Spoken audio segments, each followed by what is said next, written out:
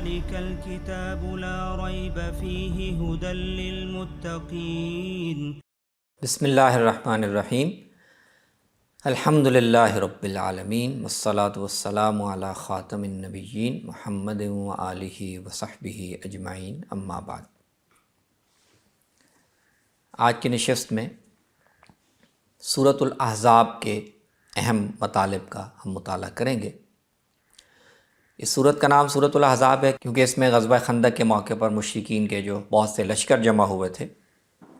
ان کا ذکر ہے، اور اس سورہ میں غزوہ احزاب کے حوالے سے بھی اور اس کے علاوہ بھی مدینہ منورہ کی معاشرتی زندگی کے حوالے سے منافقین کے گروہ کے رویے کا، ان کی شرارتوں کا اور ان کے پھیلائے ہوئے فساد کا بھی مختلف پہلوؤں سے ذکر ہے۔ سورت کی ابتدا اس ہدایت سے ہوتی ہے، یا ایھا النبی اتق اللہ ولا تطع الکافرین والمنافقین ان اللہ کان علیما حکیما۔ اے پیغمبر، اللہ سے ڈرتے رہیے، نہ کافروں کی بات پر دھیان دیجیے نہ منافقوں کی بات پر دھیان دیجیے۔ یہ دونوں گروہ تو ہیں ہی اسی لیے کہ وہ اہل ایمان کو آزمائش میں ڈالیں، ان کے سرگرمیوں میں خلل ڈالیں، تو ان پر دھیان نہ دیجیے۔ تو اس صورت میں منافقین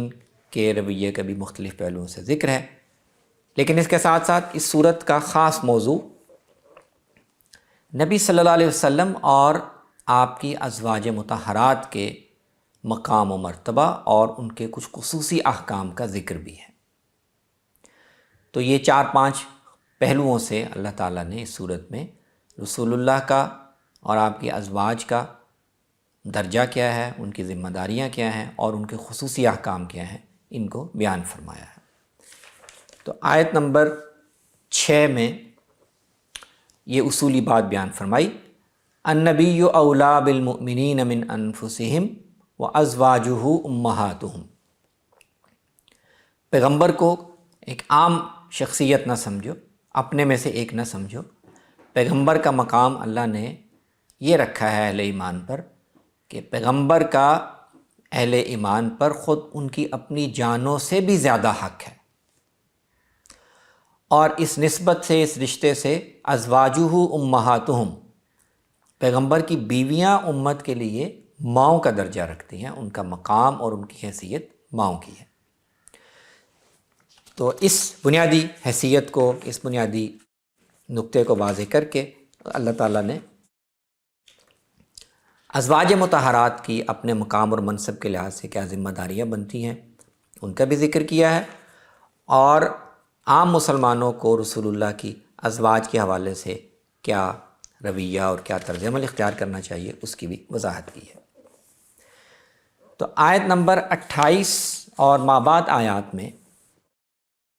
سب سے پہلے تو اللہ تعالیٰ نے رسول اللہ صلی اللہ علیہ وسلم کی ازواج کو مخاطب کر کے یہ یاد دہانی کروائی ہے کہ تمہیں اللہ نے یہ جو اعزاز دیا ہے، پیغمبر کے ساتھ جو رشتہ اور نسبت قائم کیا ہے، تو اس کے بعد تمہاری حیثیت عام خواتین کی طرح کی نہیں ہے۔ تو تمہارے رویے اور تمہاری توقعات اور تمہارا طرز زندگی بھی عام خواتین کی طرح نہیں ہونا چاہیے۔ تو آیت نمبر 28 میں یہ فرمایا کہ یا ایھا النبی قل لازواجک ان کنتن تردن الحیاۃ الدنیا وزینتہا فتعالین امتعکن واسرحکن سراحا جمیلا۔ اے پیغمبر، اپنی بیویوں سے کہہ دیجئے کہ اگر تمہیں بھی عام خواتین کی طرح، عام بیگمات کی طرح دنیا کی زندگی اور اس کی زیب و زینت اور اس کی آسائشیں چاہیے تو تمہیں انتخاب کا موقع میں دے دیتا ہوں۔ اگر دنیا کی زندگی کی آسائشیں اور مال و دولت چاہیے تو ان کا انتخاب کر لو، لیکن پھر پیغمبر کے ساتھ یہ رشتہ قائم نہیں رہے گا۔ تو آؤ، میں تمہیں مال و دولت اور زیب و زینت کی چیزیں دے دیتا ہوں اور تمہیں اچھے طریقے سے خود سے جدا کر دیتا ہوں۔ لیکن اگر تم ایک پیغمبر کے ساتھ رشتے کو قائم رکھنا چاہتی ہو تو پھر اس کا صلہ تمہیں اس دنیا میں نہیں بلکہ اس کا صلہ آخرت میں ملے گا۔ پھر اس کے لیے تیاری کرو، اس کے لیے اپنے عمل کو، اپنے کردار کو بہتر سے بہتر بناؤ تاکہ اس اجر عظیم کی مستحق بن جاؤ۔ اب اس کے لحاظ سے پیغمبر کی خواتین پر، پیغمبر کے ازواج پر ان کا محاسبہ بھی کڑا ہوگا، ان کا اجر بھی عام خواتین سے دوہرا ہوگا، اس کا ذکر کیا۔ تم میں سے اگر کوئی خدا نخواستہ کھلی بے حیائی کا ارتکاب کرے گی تو اس کی سزا بھی عام خواتین کی طرح نہیں ہوگی، وہ عام مجرموں سے دوہری اور 2 گنا اس کی سزا ہوگی۔ لیکن تم میں سے جو اللہ اور رسول کی اطاعت اختیار کرے گی، اچھے اعمال کرے گی، تو اللہ تعالیٰ اس کے صلے میں اجر بھی عام خواتین سے دوہرا دے گا اور بڑا عزت کا رزق تمہیں عطا کرے گا۔ پھر یہ بھی تلقین کی کہ اے پیغمبر کی بیویوں، تمہارا مقام اور حیثیت عام عورتوں جیسا نہیں ہے، لستن کا احد من النساء۔ تو لوگ تمہارے ساتھ آئیں، بات چیت کریں تو تمہیں ان کے ساتھ گفتگو میں، برتاؤ میں اس کا لحاظ رکھنا چاہیے کہ تم ایک فاصلے سے، ایک وقار کے ساتھ بات کرو۔ کسی آنے والے کے ساتھ، کسی بات کرنے والے کے دل میں تمہارے ساتھ گفتگو کرتے ہوئے کوئی ایسا جذبہ جو تمہارے مقام اور تمہاری ذمہ داری کے منافی ہے، یہ پیدا نہ ہونے پائے۔ تو لوگوں کے ساتھ اتنا نرم لہجے میں بات نہ کرو کہ کسی کے دل میں کوئی بے جات توقع پیدا ہو۔ اور اسی طرح تمہارا مقام یہ ہے کہ تم اپنے گھروں کے اندر رہو، اور جیسے زمانہ جاہلیت میں خواتین زیب و زینت کا اظہار کرتی تھی، بن سنور کر نکلتی تھیں، وہ طریقہ اختیار نہ کرو۔ تم گھروں میں رہ کر اللہ کے حضور، اللہ کے پیغمبر کے ساتھ نماز قائم کرنے کا اہتمام کرو، زکوٰۃ ادا کرنے کا اہتمام کرو، اللہ اور رسول کی اطاعت کرو۔ اللہ تعالیٰ یہ چاہتا ہے کہ جیسے پیغمبر کا ایک مقام اور مرتبہ ہے، پیغمبر کی ایک پاکیزہ شخصیت ہے، تو پیغمبر کے گھر والے بھی، ان کا کردار بھی، ان کا نمونہ بھی لوگوں کے سامنے ایک پاکیزہ نمونہ ہو۔ اللہ تعالیٰ اے اہل بیت، اے پیغمبر کے گھر والوں، تم سے ہر طرح کی گندگی کو اور نجاست کو دور رکھنا چاہتا ہے، اور چاہتا ہے کہ تم بالکل پاک صاف ستھری رہو۔ تو ان آیات میں اللہ تعالیٰ نے پیغمبر کی بیویوں کو ان کے مقام اور ذمہ داری کا احساس دلایا ہے اور انہیں متنبہ کیا ہے۔ پھر اس کے بعد آیت نمبر 51 اور 52 میں اللہ تعالیٰ نے رسول اللہ صلی اللہ علیہ وسلم پر آپ کی ازواج کے حوالے سے جو خاص طرح کی پابندیاں تھیں ان کا ذکر کیا، جو خاص طرح کے خصوصی احکام تھے اس کا بھی ذکر کیا، اور جو خاص پابندیاں لگائی گئیں ان کا بھی ذکر کیا۔ تو یہ فرمایا کہ اے پیغمبر، آپ کو اللہ تعالیٰ نے نکاح کے لیے اس سے زیادہ گنجائش دی ہے جو عام مسلمانوں کے لیے ہے۔ آپ کے لیے آپ کے پیغمبرانہ منصب کے لحاظ سے اور ذمہ داریوں کے لحاظ سے زیادہ تعداد میں خواتین سے نکاح کرنے کو جائز رکھا گیا ہے، لیکن اس کے ساتھ کچھ پابندیاں بھی ہیں۔ تو فرمایا کہ وہ تمام خواتین جن کو آپ مہر ادا کر چکے ہیں اور ان کو اپنے نکاح میں لا چکے ہیں، وہ سب بھی آپ کے لیے حلال ہیں۔ اس کے بعد جو خواتین جنگ میں قید ہو کر ملکیت میں آئیں، ان میں سے آپ کسی سے نکاح کرنا چاہیں وہ بھی نکاح کر سکتے ہیں۔ آپ کے خاندان اور قبیلے میں سے آپ کی پھوپھی زاد، آپ کی چچا زاد، خالہ زاد، ماموں زاد جو ہجرت کر کے یہاں آئیں، اگر آپ ان کے ساتھ رشتے کو نبھانے کے لیے اور خاندانی رشتے کو قائم رکھنے کے لیے ان کو نکاح میں لینا چاہیں تو اس کی بھی اجازت ہے۔ اور کوئی مومن عورت جو آپ کے ساتھ تعلق اور نسبت کا شرف حاصل کرنا چاہے اور اس کے لیے اپنے آپ کو پیش کرے، اس کے ساتھ آپ نکاح کرنا چاہیں تو یہ بھی کر سکتے ہیں۔ یہ ان تمام خواتین کے ساتھ نکاح کرنا، اپنی موجودہ خواتین کے ساتھ، اللہ نے خاص طور پر آپ کو اس کی اجازت دی ہے۔ خالصۃ لک من دون المؤمنین، یہ عام مسلمانوں کے لیے یہ حق نہیں ہے۔ اور پھر ان سب خواتین کو ان کے ساتھ تعلق رکھنے اور ان کے ساتھ حقوق زوجیت قائم کرنے، اس میں بھی آپ کو سہولت کے لیے اللہ نے اختیار دیا ہے کہ ان میں سے کن بیویوں کو آپ ان کے ساتھ تعلق رکھنا چاہیں، کن کو تعلق سے الگ کرنا چاہیں،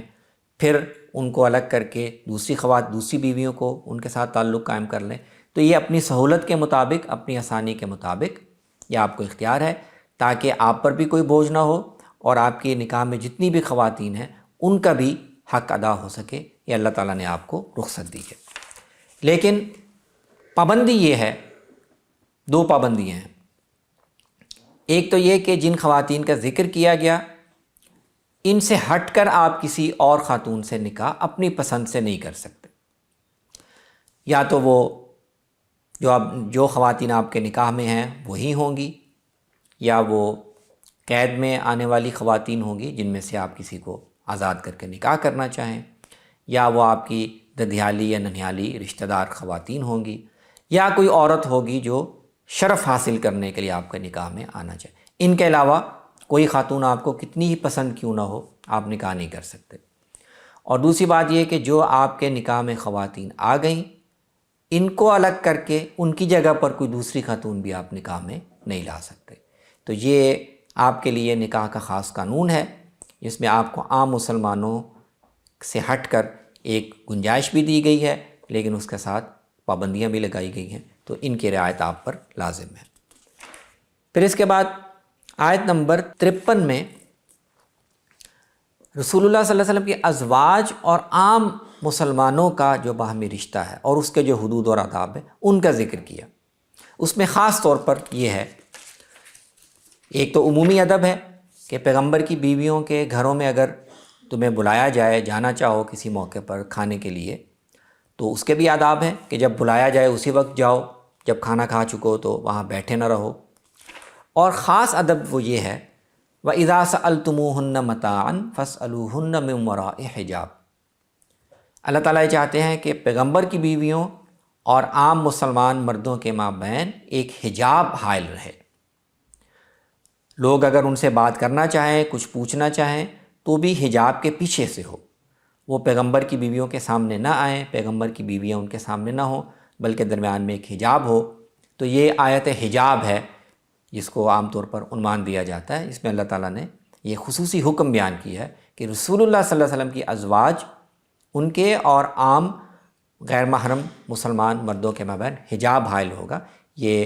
عام خواتین کے لیے یہ پابندی نہیں ہے، لیکن رسول اللہ صلی اللہ علیہ وسلم کی ازواج کے لیے یہ پابندی عائد کی گئی ہے۔